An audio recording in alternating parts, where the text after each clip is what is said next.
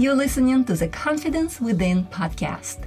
If you are a successful professional entrepreneur who is nonetheless struggling with the fear of public speaking, then you are in the right place. This podcast is all about igniting your inner confidence, learning to show up with genuine authority and brilliance, and becoming the best version of yourself.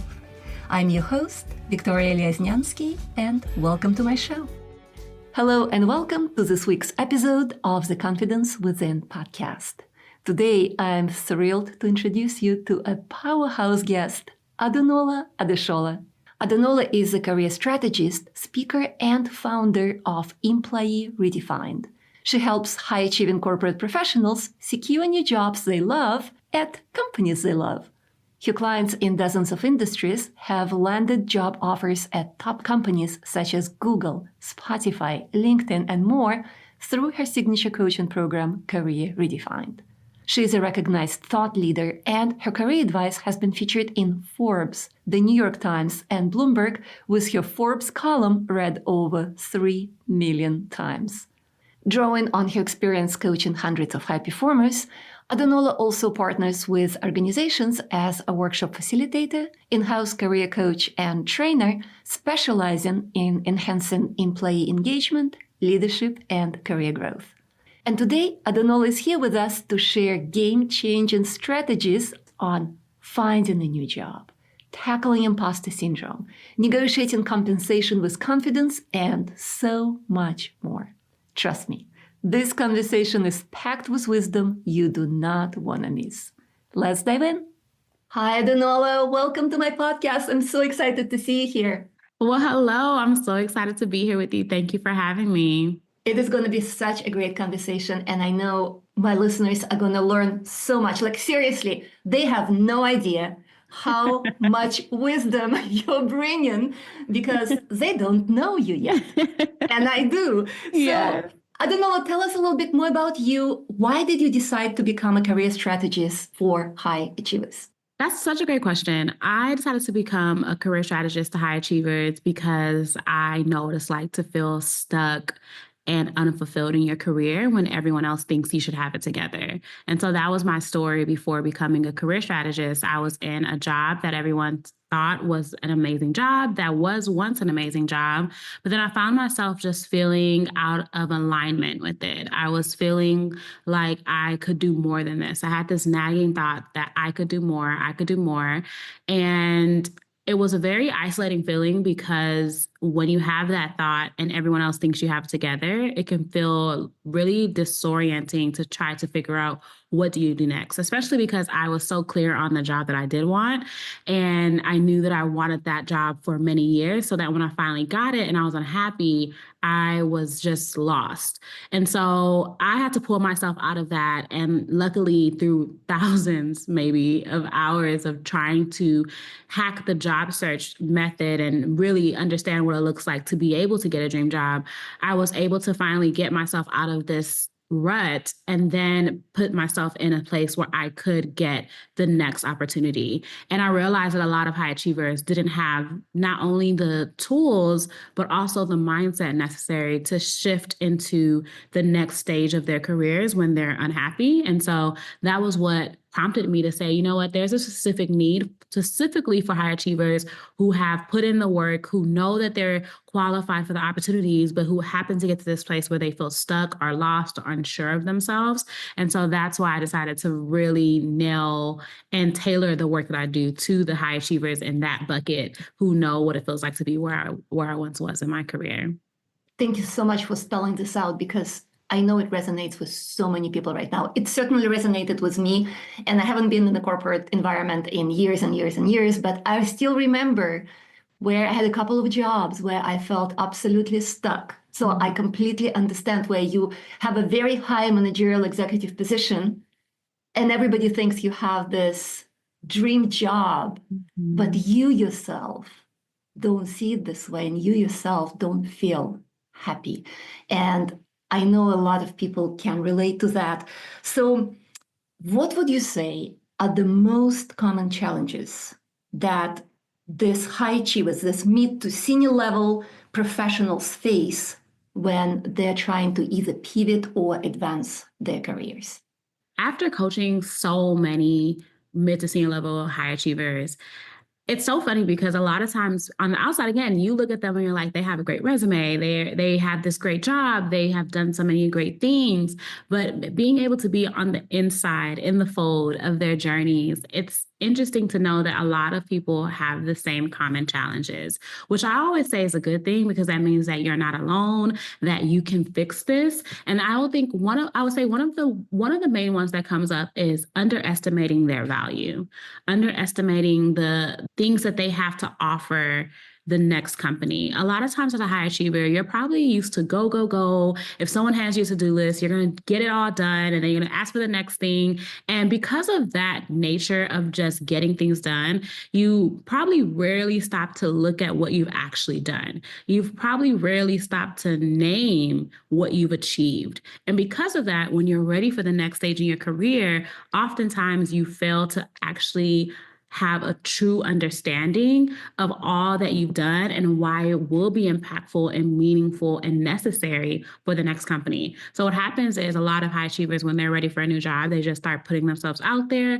But without that recollection of what is the value I have to offer, when they don't put themselves out there the right way, or when they do get the interview, they might miss out on the opportunities that could be very much ready for them because they don't understand what they're really bringing to the table to speak about it from a place of clarity and confidence. And so I would say that's one of the things. And I think it's because of the fact that a lot of times things come so naturally good to high achievers or naturally easy to high achievers that they think a lot of it isn't a big deal. They're like, oh, well, I just did that in 5 minutes, or that was so easy for me to do. Or you might attribute it to being such a great team player that you're like, no, that was me and my team and not just me. But because of that, you really don't understand the essence of what you do and what you bring and what nobody else can do besides you.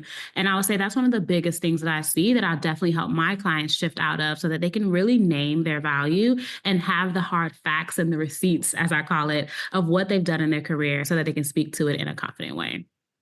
I love this. I love this so much because what you're talking about is a lot of us, myself included, I think almost everybody is struggling with this, is that we have harder time appreciating our strength and communicating our strength than thinking about and noticing our failures or shortcomings or perceived failures and shortcomings more often than not.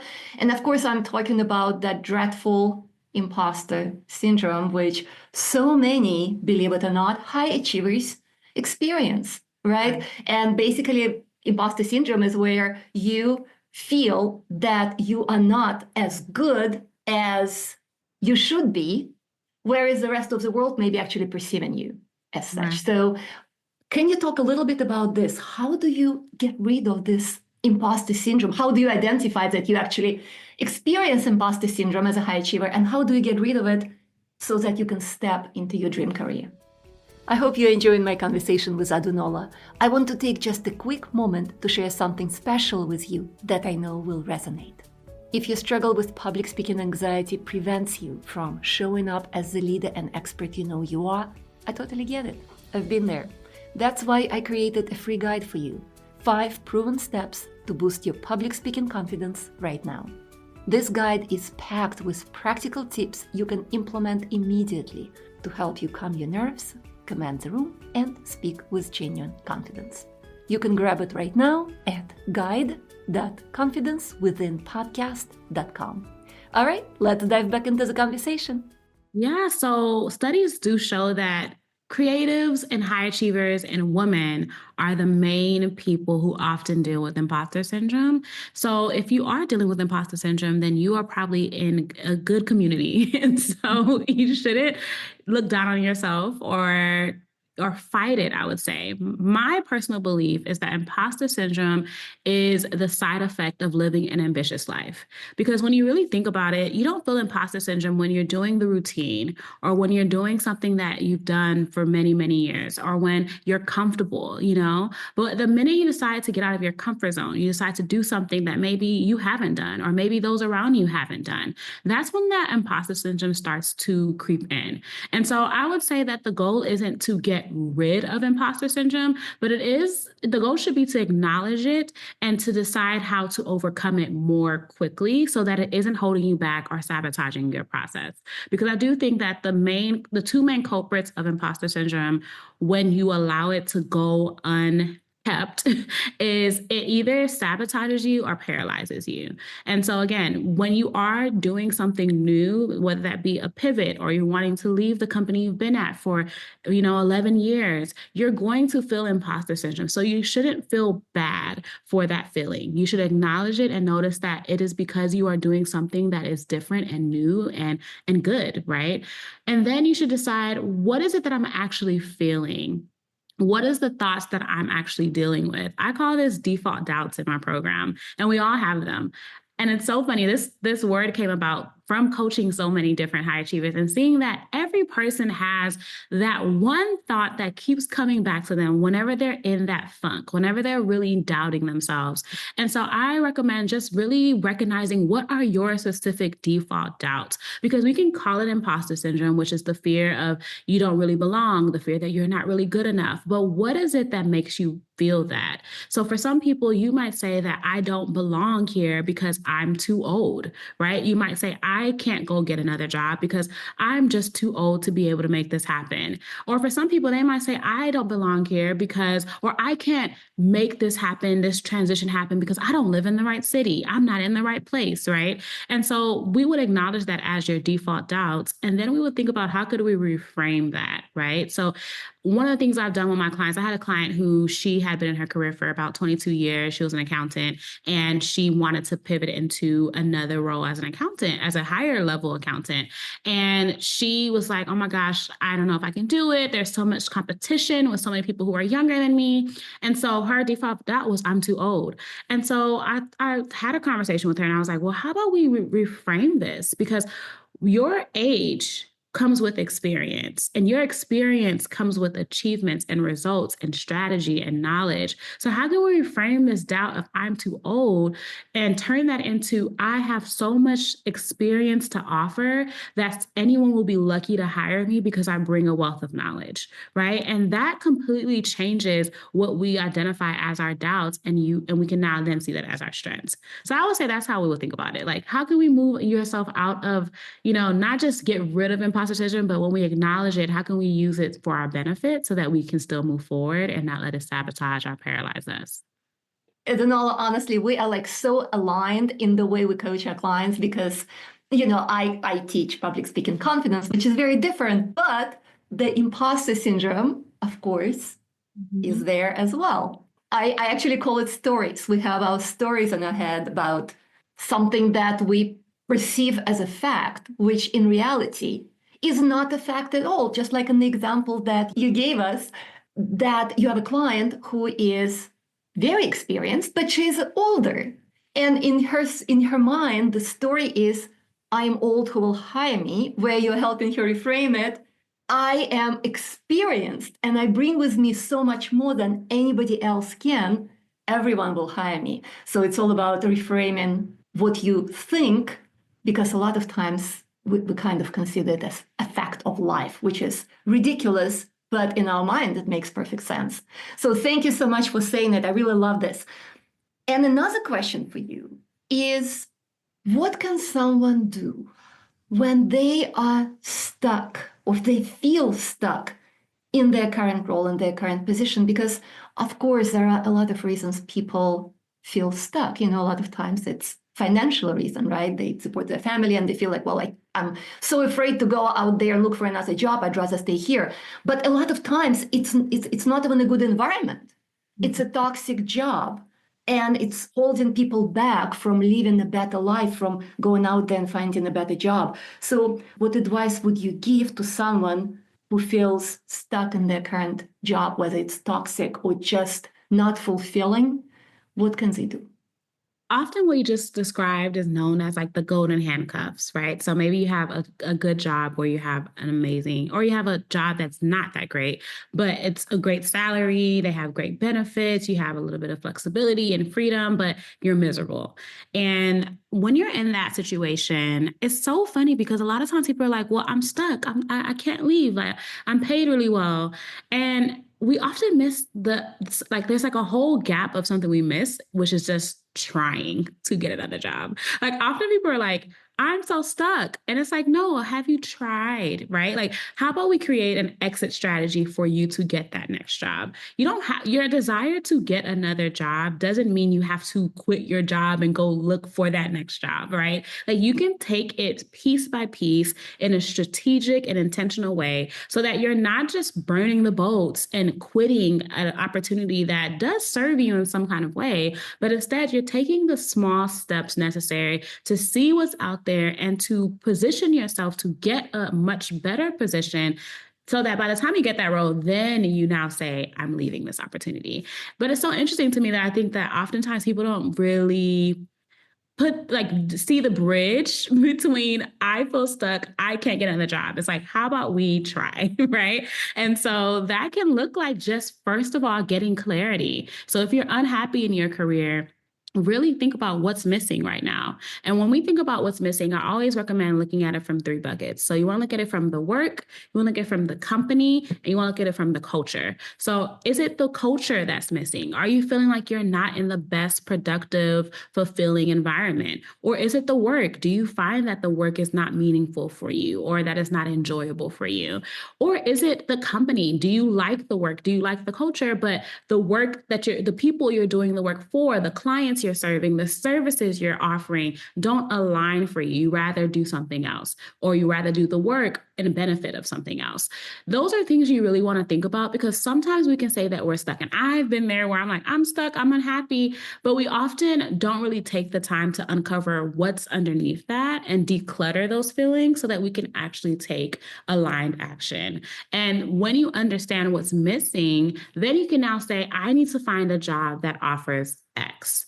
But it doesn't stop there because when you do have that golden handcuff situation, oftentimes the reason why you want to stay where you're at is because of the pay or because of the compensation and perks and all of those things. And so you want to then not just say, I want to find a new job that's going to give me what I'm missing, but you also want to make sure that you're finding a job that still offers what you enjoy, right? And so that's how we kind of create that bridge where you're not just ditching and, burning the boats towards something that you don't know would actually be a better fit, but you're clear on the fact that you want what you don't have, but you also want to keep what you do have and enjoy. And that's going to allow you to have another job that does check off those boxes so that you're not just, a lot of times I've heard people be like, well, I got the new job and it pays me more, but I hate it. and it's like, you feel defeated almost because it's like, oh my gosh, I did all this work to get another job and it's paying me more. It's remote, but I'm miserable.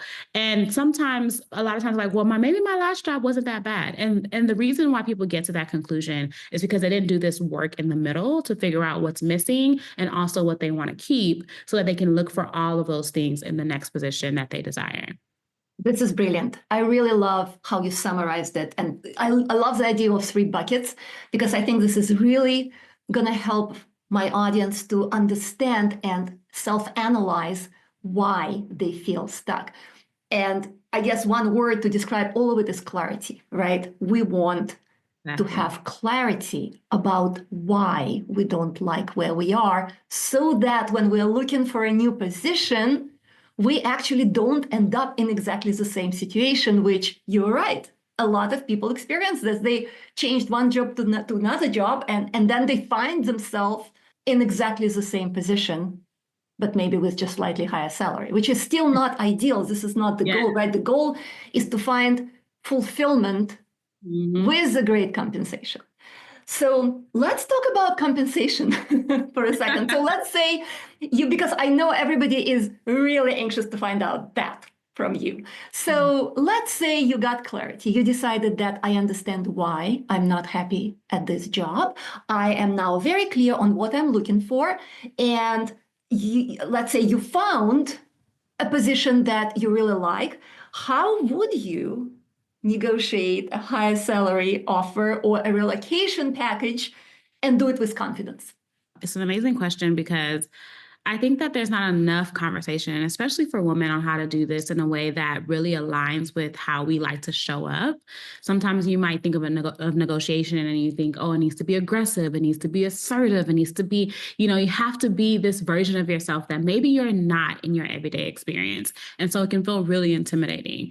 But when it comes to negotiating, when it comes to getting the compensation you deserve, it starts before you even apply for the job. And so number one, you need to really understand, what is your market value? What is the rate that you should be paid for the work you can do and the experience that you bring? And so do your research. Do some research on the websites of all the different pay scale. I always recommend looking at not just one website, but all of the different websites available for you, so you can get a holistic number on what it is that you should be pricing yourself for. And then when you are looking for jobs, you also need to understand how to find the right roles that pay the seniority level of your experience. So for example, like I had a client who, she had about 18 years of experience and she was applying for jobs. And when we looked at what she was applying for jobs that were asking for 4 years of experience.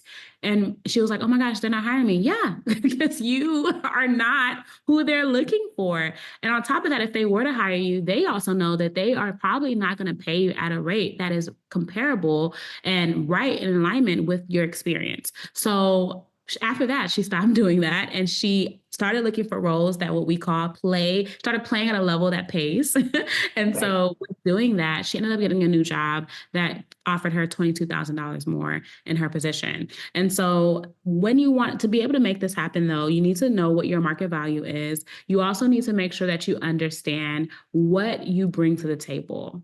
Because sometimes we kind of can go into that conversation like, I need to get more money because my living expenses are high and this is what everybody else is making and this is what I should be making. And while all of those things are true, that is not going to be the reason why someone's like, yes, let me pay you more for this opportunity. So instead, you need to understand what the job is asking for.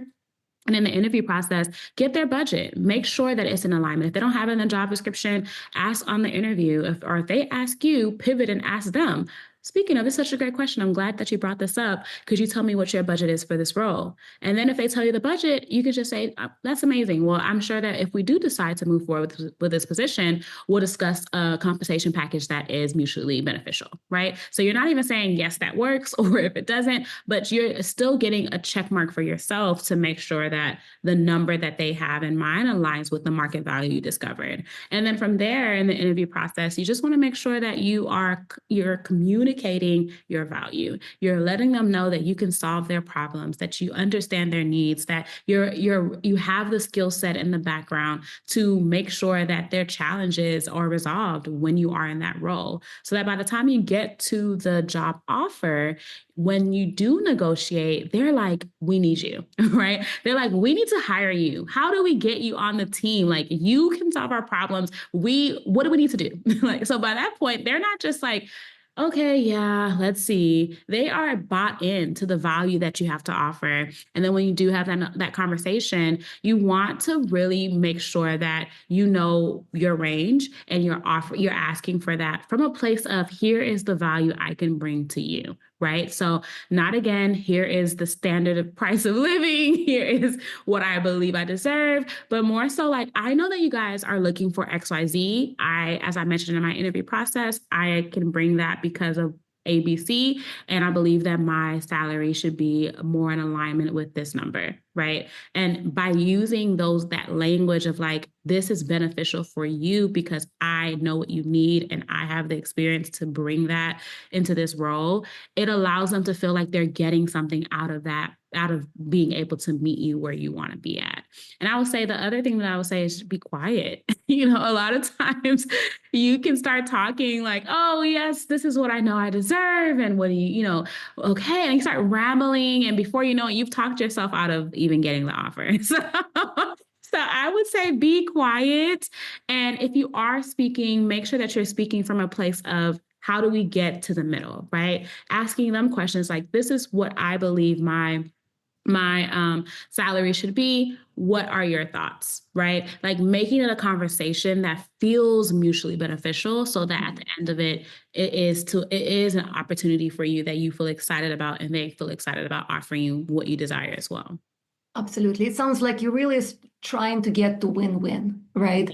As in any negotiation. Because if you're not happy, and correct me if I'm wrong, you've seen people who accepted a role with compensation not quite what they wanted. They start the job feeling cheated, and that's not a good way to start a new Yes. job. Absolutely. And that's why I always say you should always negotiate. Like, no matter what, I don't care if you've been unemployed for 9 months, negotiate the job offer, because one of the things I tell my clients is never let gratitude talk you out of your coins. Okay. So if you, no matter how grateful you are for the job, do not let gratitude talk you out of fair compensation, because when you are putting in the work day after day in that new job and you're not getting paid what you deserve, the gratitude is going to start shifting. So you want to make sure that even from the beginning, you are asking for what you deserve and always negotiating. Mm. Golden wisdom right here. I hope everybody's taking notes and writing down exactly what to say. What about those situations where your experience is slightly different than everybody else's, maybe in this field or in this niche, right? How do you leverage your not like everyone else's experience to stand out and get hired? How do you not let it be a disadvantage? Yes, I would say that you have to know that it's not a disadvantage. That's the most important thing. One of the things I teach in my coaching program is that it all starts with you. Most times people get it wrong where they start with their resume, they start with the application, they start with the job description, but it starts with you. You have to understand the value, the knowledge, the expertise you bring. And I often tell my clients that when you have not like everyone else experience, you need to understand that you are more than capable of doing this job, not despite of your not like everybody else experience, but because of that experience. So So good. I had a client who she was in PR for about 8 years, and she was wanting to pivot into another role in DEI. And she was so good at PR, and she knew that she had enough experience. She knew that she could do this work, but she wasn't sure how she could make it happen. And we really had to go back and say, what is the work that you've done in PR that might not have been how you might have talked about it in PR, but that actually is valuable to this next type of role that you desire? How do we now make sure that you understand that, so that when you're talking about it to somebody else, it's coming from a place of clarity and confidence? And so that was one of the things that she was able to now do that helped her get a role that ended up being internal communications in the DEI team of her new company. And she would have never even thought that that work that she did in PR would align the way that it did, but it did. It still does. She's still in that role now, actually, and or at that company now. And she was able to now understand what is it that she has done and how it actually is meaningful. And on top of that, when she got the job, they literally told her, you were not who we expected to hire for this position when we wrote down the job description, but because of how you communicated what you can do for us, we knew that you could solve our challenges, right? And that's what you want to be able to do if you have that experience that's not like everyone else. You really want to understand what have you learned in your previous role, in your previous industry, that has prepared you to excel in that position. And it can start by just reading the job description and really asking yourself, why do I know I can do this job? What is it that I've already done that proves that I know I can do this? And when you really answer that question and give yourself some hard facts on what you've done that have shown you to know that you can do it, that's the starting point, so that you can now communicate that in the hiring process as well. And this is a great segue into another question, which, funny enough, I think you've already answered. If somebody was looking for a job in a different niche, in a different industry, how can they leverage what they've done in a new industry entirely? Would you say that the same advice applies? Yes. And I mean, we can talk about it a little bit more deeper. and go into what I consider the true transferable skills, right? So a lot of times people talk about transferable skills and they think about communication skills, or they think about leadership skills, or just kind of like vague soft skills. But I define transferable skills as the hard facts, the hard data that you are qualified and can do this work. And so that goes back to what I just mentioned about really looking at the job description. A lot of times there's studies that show that people spend less than, I'm blanking on how much time it is, but I always joke that it's less than the time that people spend microwaving their food. And so to think that people are spending less time, I think it's like less than 30 seconds. So to think that people are spending less than 30 seconds reading a job description, and it takes more time to make sure that your food is even warm for your dinner. That is not enough time to really read the job description. And so if you really want to make that pivot and you want to do so without starting over, analyze the job description, get a good understanding of what are they asking for. I like to say, think of it as the to-do list that your manager has handed to you for the next 52 weeks. If someone said you're going to do this for the next 52 weeks, you would take it seriously. Like, do I want to do this work? And that is how you should treat your job descriptions. And by reading it and understanding their needs and their challenges, you can then decide how your work from your previous roles has prepared you to be able to excel in this position. And that is where you want to start, not from, I'm great at talking, I'm great at leading, I'm great at, those kind of things are nice to have, but that's after the more fuller needs that the company wants to solve through this position. So you want to make sure that you understand those. So good. I am just amazed about how much you know, and I know you've helped hundreds and hundreds of clients. What are some of the most rewarding transformations that you've seen working with your clients? Give us some inspiring stories so that our listeners can hear what's possible. Oh my gosh. So I actually just had a conversation with the client yesterday, and her story is still warming my heart. And so she joined my program because her company, she joined my program as a senior manager, and her company, I told her that she was going to be laid off by January 31st. And so she joined my program because she was like, and they did give her a good amount of months ahead of time to know this information. And so she joined my program as soon as she found out, because she just decided that she needed to do something and make it happen without stressing herself towards the last few months that she had left. And so we just had a conversation, and she was telling me how she signed a job offer for a vice president role where she's going to be making $80,000 more than what she was making before. This role is about 3 levels above what she was previously doing, but it's exactly the type of work that she enjoys. She even said that while it's more work, it is a fraction of the different types of work that she has been doing. So let's say in her senior manager role, she was wearing many hats, but now she's wearing one hat and diving deeper into that work. And it's the work that she actually enjoys doing. And even what made me so happy was just the fact that when they were wanting to hire her, they were essentially like, what can we do to make sure that you're excited about this opportunity? Because we're excited to have you. And she was just telling me that she just never thought that that would be her life, that it would be a possibility for her. And not to mention, she was able to get a job offer before her deadline of January 31st, which I have heard her say how amazing it feels to just be like, I made this happen. So even from her own words yesterday, she was like, this has changed my life. And I think that is what I love the most about the work that I do, is seeing people's lives change, families change. Like I've had clients tell me that one of my clients was like, my husband hasn't even noticed a difference. Like I'm less snappy. And to me, I'm like, it's worth it, right? People tell me like I'm sleeping better, or I have more freedom to focus on things I enjoy outside of work now because I'm not as miserable. I've had people tell me like I can finally feel more comfortable dating because I don't feel like I'm not doing what I need to be doing in my career, right?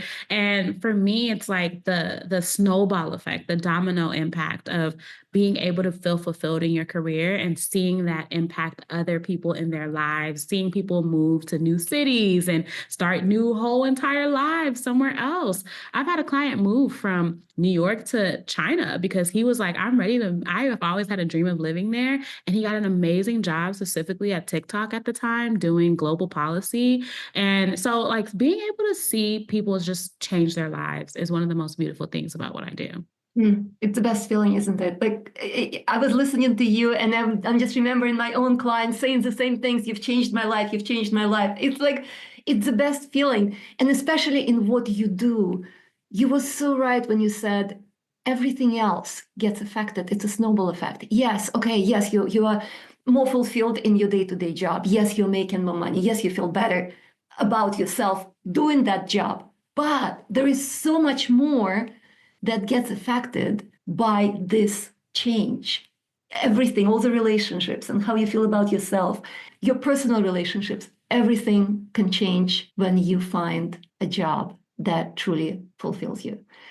So, what are some of the misconceptions about career coaching that you would like to dispel? Because I know a lot of people have heard about career coaching, which is what you do, your career strategist, but they've also heard some things that they're not quite clear about. What are the most common misconceptions? I would say that some of the misconceptions, or maybe even what I would recommend if you are looking for a career coach, is one, you really, unfortunately, the industry of coaching, and you probably can relate to this, it's not the easiest place because anyone can essentially say they're a coach. And so if you are looking for a coach, I think that's probably the biggest misconception, that everyone who says they're a coach is a good coach. And or anyone who gives great advice online is a great coach to work with in a paid container. And that's not always the case. And so if you are looking for a coach, I would say find someone who you already benefit from through their free access, right? So whatever access you've had to them without paying anything, ask yourself, have I already benefited from the opportunity to see how they think, what they teach, is my mind changing about myself or how I want to show up because of what they're already sharing with me now? And then you also want to take it a step further and then say, do they have a plan, right? Like, do they have a plan to get me where I want to be? And does that plan align with the results that I want, right? So for me, if someone's like, I want to come work with you because I want a promotion at work, I would say this isn't the best fit because I specifically work with people who are ready to land a new job at another company. And so you want to make sure that whoever you're working with, they have a plan to get you the results that you're wanting. And it's a repeatable process. So that's also why sometimes, even if you're wanting to work with a one-on-one coach, you should also still ensure that they have a repeatable process, because conversations are nice, but results are better, right? And so for me, I do have like an entire step-by-step process that has helped, so many clients in dozens of industries land amazing jobs through my course. And you want to know that this process will work.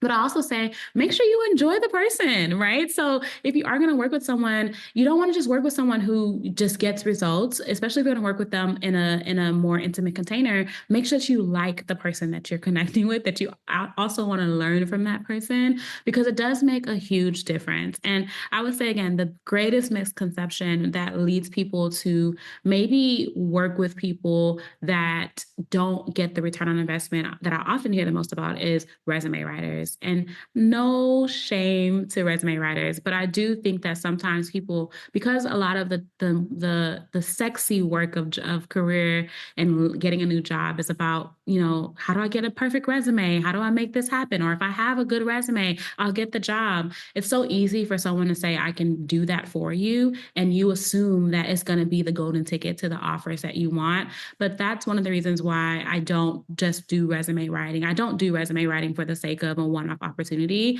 What we focus on in my program is, how do we make sure that you understand the value of what's on your resume so that you can speak about it confidently? Because a paper isn't going to get you hired, right? And so sometimes people say like, oh, I work as a resume writer. I paid $500, and it's still not getting me any interviews. And it's because what's on the paper isn't going to get you hired. It's about what's in you and how you communicate that and how you stand out and how strategic you are about the process. So I would say that would be my long spiel of some misconceptions, because I am really passionate. Anytime someone's like, I had a terrible experience with a career coach, I'm like, oh my gosh, I'm so sorry. My heart breaks. So yeah, that's what I would say. Well, for our listeners, Adunola and I were in the same mastermind about 3-4 years ago. And so I can tell you, I have seen Adunola's business slightly from the inside. And let me tell you something. She is magical. She does have a system, a framework that is truly, truly effective. And it's not just, oh, I'll do this one little thing and everything will change. No, she has a whole A to Z framework that helps you land a job that you are actually going to love. So, Adunola, for my listeners who would love to learn more about you or get to know you, how can they get in touch with you? Yes, so you can get in touch with me through employeeREDEFINED.com, or you can find me on Instagram at The New Employees. And I also have a free 90-minute class where I go into how to promote yourself with a new job if you are ready to land a new job at a different company. And so if you DM me the word class on my Instagram profile at The New Employees, I will send you that link so that you can be able to sign up for that class and take it. And I'm sure that you'll love it. Great. And I'm going to have all of these links in the show notes.